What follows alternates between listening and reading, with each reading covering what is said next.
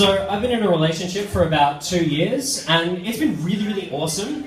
But I started to notice that there's kind of this weird psychological thing going on in my head where I'm noticing the tipping point between my emotions. And it's like 98% of me is going, oh my god, we're in love. Oh my god, I love you too. Oh my god, we're going to last forever. Let's go on a picnic.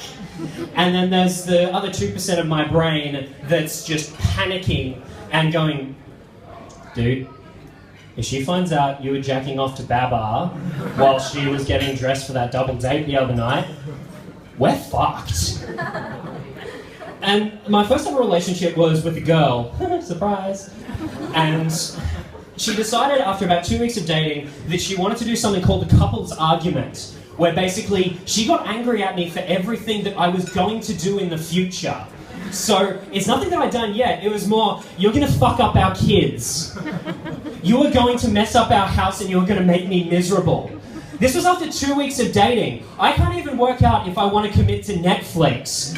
And she's telling me that I'm going to commit to her and fail spectacularly. And of course she decided to have this argument while we were in a car driving 6 hours to Coffs Harbour. So when you're in a car with a slightly sociopathic woman, you don't talk, you just listen. And occasionally, nod and think about all the questions that she's asking you and really ask yourself the one most important question, which is, if I veer into the right lane, will a Mac or an Isuzu kill me quicker? And it's like, that was my first relationship. I had 20 years of my own rationality stuck in my head. And it's like, that's a long time to be stuck with yourself. And it's like, yeah, your rationality's fucked up, but it's yours. You own it. And I remember a friend of mine was saying, his wife's emotions were a little bit like Wheel of Fortune. But I think it's more like one of those TV shows where it's like they have a category and then you have to try and pick something. So like Jeopardy or Family Feud or something like that, where you think, alright, so the topic is we are having an argument. I'm going to go calm and rational discussion. I'm sorry. You have actually chosen emotional and bitchy for $2.50. And don't think this is just localized to women as well, because if you head to eHarmony and search 27 unmarried and male, you'll know that this shit is universal. And so it's like, for me, when you get lonely and depressed and you have some kind of blue balls and you end up dating somebody who is quite literally a dragon, you really have a limit in terms of what kind of categories you can pick. So, for example, I picked horny. Big mistake.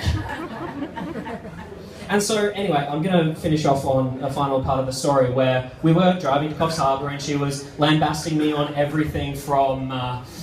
I don't know, you're a terrible person, your friends are more important than me, and you said the other day that my friend Charlotte was really good threesome material. By the way, don't ever fucking do that. It just ends badly.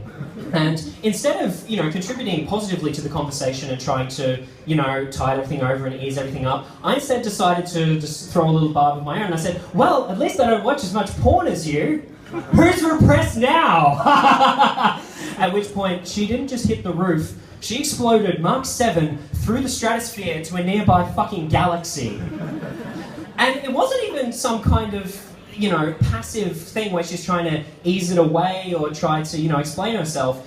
It was more this weird thing where she started crying and said, I don't watch all that porn for you, or for me.